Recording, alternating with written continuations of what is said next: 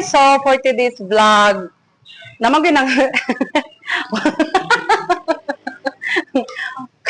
watch out sa ako ang kuan, kauban nga, lami kay now. So, ang content na ko karon is gibuhatan na ako video kay tungod daghan man gyud nangutana sa ako pila daw ang gasto sa ako ang anak as a student visa sa Japan, tapos unsa day trabaho still niya didto. So kani siya nga vlog para lang pud ni siya nga basi ganahan mo no nga inyuhang anak ma-plaster didto.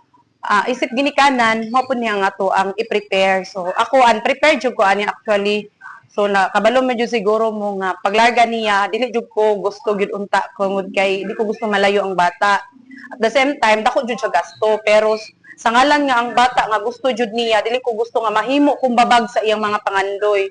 So pangarap man jud niya gipangitaan jud ako pamaagi.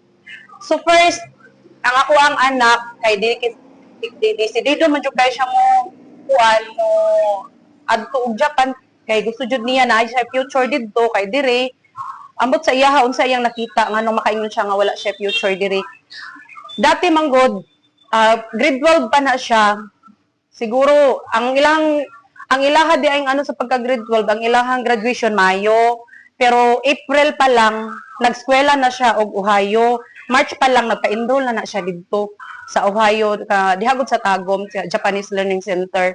Tapos karon na sila branch karon sa Laak.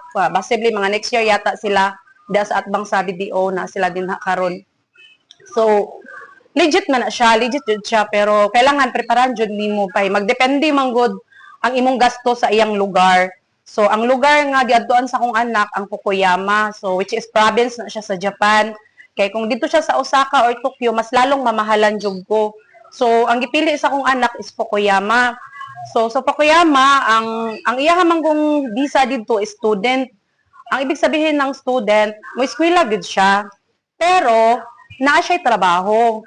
Legal sila mo trabaho dito kay ang ilahang visa na ay nakabutang dito nga per hour pila ilang itrabaho dito. So ang nakamayo manggudpud ana siguro mapud ni nakita sa bata nga after niya human og eskwela ma-regular na gyud sila sa trabaho dito. At the same time mahimo na gyud silang citizen na gyud dito. So dili na parehas anang mo abroad ka ba unya contract after 3 years ulit Pinas kay wala na pud kay contract, wala na kay amo. Sila ha manggod hantod sa hantod na forever na gyud sila sa Japan. Dili na sila ingon nga paulion pa gyud sila diri sa Pilipinas. Depende na lang sila ha kung muli ba sila o dili, basta humanon nila lang pag-eskwela. So didto magsugod siya didto sa ilang learning sa Japanese learning nga 1 year. Pagkahuman ana, may eskwela na sila 3 years didto nga college. Tapos ang kwaon daw sa kong anak is caregiver kay ang iyang mga iyaan didto caregiver man sad mo pwede buhat student visa. Tapos diha pod nag-graduate sa Ohio. Ang Ohio gihapon ang nagpalakaw sa iyaha. So first, nangutana sila pila ang gasto. Anak ko, dili na ko mag-matter sa gasto. Importante nakalakaw akong anak. Kay sa gasto lang nagsakit akong dughan. Actually karon pagani hantod karon nagsigip akong binayad sa mga inutang nako para sa iyaha. Ang tuition jud niya sa isa ka tuig didto is 557,000, half million ang iyang tuition. Pero gibayaran na mo 6 months. Katunga lang sa iyang tuition which is 225. Mao na akong gibayaran kay ana man gud si madam nga pag-abot nila didto, makatrabaho din sila, makasustain na sila sa ilahang makabayad na daw sila silang tuition, mga pila ka bulan, kay pila lang man ang tuition na didto kung sa iyang trabaho, kay naman gud sila trabaho dito pag-abot. Nya, anak ko, madam, after sa 6 months, mabayaran ba sa kong anak? Makabayad ba siya? Oo, ma'am, sobra pa, kung magtipid lang jud imong anak, sobra pa ang iyahang sweldo sa iyang tuition. So, okay, kampante ko. So, mao to nibayad ko sa tuition niya nga 225,000 katunga sa tuig. Kaya di na ako makayang 500,000. So, mao to tuition niya tapos ang iyang balay gibayaran ako ang 3 ka bulan sa iyang balay which is ang 105,000 pero nag-divide man sila 3 yata or 4 I don't pila sila sa room.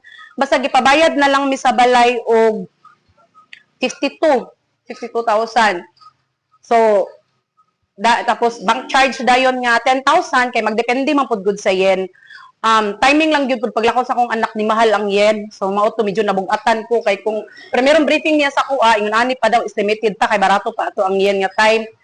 Pag actual na jud nilarga akong anak ni kalit og taas ang yen so nadak-an jud ko so sayang kaayo no. So nag-bank charge og 10,000 na total of 287,730. So wala kay labot anang processing fee nga 45,000. And then katong iyahang 18,000 nga tuition fee nga 6 months diri sa Ohio sa Tagum to nag-eskwela siya din na og 6 months nga ni Honggo kay before sila moadtog eskwelahan sa Hapon sa Japan dapat kabalo na sila sa basic dire kabalo sa A, E, I, O, makasulat na sila makabasa na sila kailangan igabot nila Japan kabalo na sila mobasa kabalo na sila mosulat kay para nigabot nila didto dili na gyud sila ingon nga iro-iroon pa pag kuan kabalo na sila sa basic so mao nang 6 months nga iyang gi-eskwela diri nag-start siya April nahuman siya og August so nakabayad ko og 18,000 ang 6 months plus plane ticket niya kay Ohio man ay from Manila from Davao to Manila and then Japan to Tokyo to asan ba yun basta katuloy yata sila nag aeroplano basta nakabayad ko og 35,000 sa iyang plane ticket tapos visa processing niya 3,000 ang total jud sa ako ang nabayad is 388,730. So, maudyo na ang ako ang nabayaran. Wala po kabalong anong na-provide na ko na siya nga kwarta. Siguro sa tabang sa mga tao o tabang po sa Ginoo kay ngano kung ana magug ko sa kong anak nga kung para na si amuha para jud ni sa imuha. Dili lalim ang gasto ani. Murag dili na ko makaya tungod kay solo parent lang pud baya ko wala jud baya nagasto ana wala ginagtabang ana sa iyaha.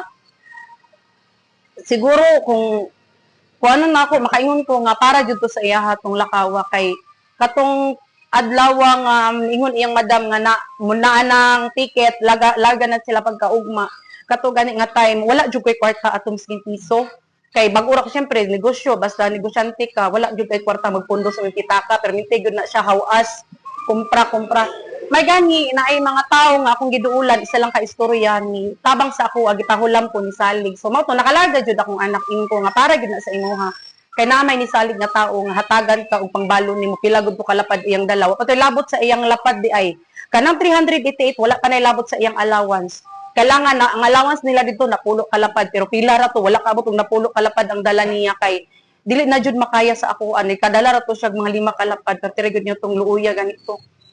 So, pag-abot mo ko dito kay magpalit pa sila bike, palit pa sila kuan. So, wala na nako ginamatter yun ang gasto. Ang ako alang importante nga mahatagan siya dito og kaugmaon kay gusto jud niya nga dito siya mupuyo. Gusto gid niya nga dito siya magdako, dito siya mag independent na gid siya dito. Siya na muluto, siya na manglaba, siya nagbabayad siyang tuition. Plano na gid niya sa iyang kinabuhi. So, one time, big time nga pangarap niya, at least natupad na ako. Isip isa ka ginatanan, murag, diha po ko nag-success kay natupad na ako. Pero actually, dili pa jud kay nga no, 18 pa manggod siya, mapoy pag 19 niya.